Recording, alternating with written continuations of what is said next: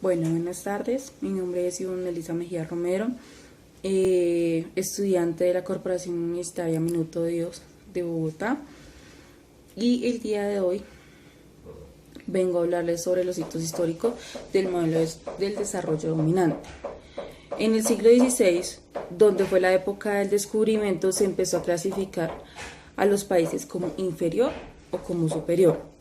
Y hablando de ese desarrollo, este concepto se ha definido a través de los años, de los siglos, y se ha ido discriminando algunos países como desarrollados, subdesarrollados, civilizaciones y bárbaros. Pero para entender un poco de este tema, vamos a abordar dos conceptos. El primero es el capitalismo, el cual es el sistema económico y social basado en la propiedad privada y el cual es el generador de las riquezas. Y el segundo es el desarrollo. En general es cuando un país posee un alto nivel de vida. ¿Listo?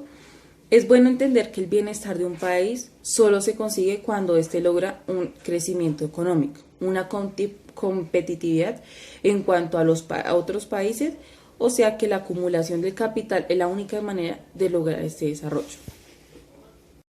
En cuanto al desarrollo, los países dominantes se apropiaban de sus recursos, lo cual les permitía enriquecerse a costa de otros países no tan desarrollados.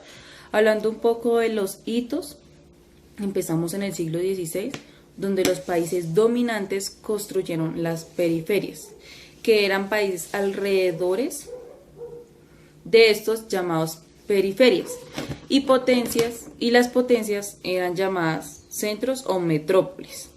Conllevó la división internacional de trabajo, lo que resultaba que las periferias exportaran sus productos a la metrópolis o a los centros para después ser industrializados por los centros, lo que causaba o los obligaba a las periferias a comprar sus mismos productos, pero ya industrializados y con un mayor precio. A mediados del siglo XIX se dio la instauración de las primeras repúblicas liberales, en donde los países dominantes se les facilitaba mandar o tener poder de las razas vulnerables, como eran los indios, los mestizos y los negros. Estos eran sometidos a trabajos muy fuertes, siendo esclavizados para conseguir el progreso y la humanidad de los países dominantes. En cuanto al año de 1919, se dio el Tratado de Versalles, donde se estimuló la repartición de las colonias por el mundo. Acá se fijó el mandato del derecho internacional aplicable a los territorios coloniales. En el año 1949 se dio la era del desarrollo, donde se dio el discurso del presidente Truman, donde por medio de este hablaba acerca del término del desarrollo y el subdesarrollo, donde definió el término de subdesarrollo a la etapa previa al desarrollo de dicho país, mientras que el desarrollo lo definió como la meta que requería de esfuerzos y de la cooperación de los demás países para llegar a un desarrollo. Acá se cae la división imperialista del momento, la cual consistía en que todos los países solo era uno, era potencia, ya que se enriquecía a costa o aprovechamiento de los recursos de los demás. En 1960 se habla de todas las sociedades en su camino al desarrollo económico o a la evolución económica transcurrida por 5 etapas.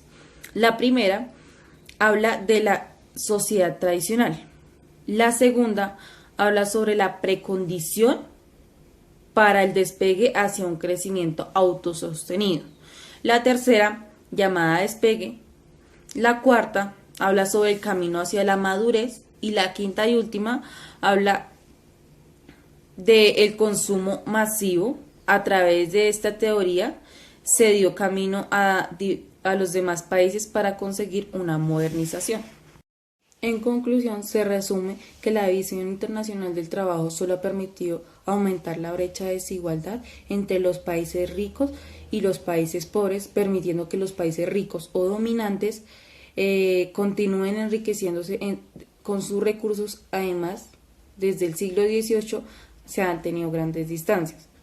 Es posible decir que la desigualdad ha aumentado. Aparte, los países periféricos, o sea, los de afuera, continúan dotando a las potencias con sus recursos naturales, donde son exportados con un pago financiero por las deudas que se obtuvieron de años anteriores, que las potencias han ocasionado a los periféricos. Por tal razón, los países periféricos siguen siendo pobres y aparte dependientes de los países potencia. Muchas gracias.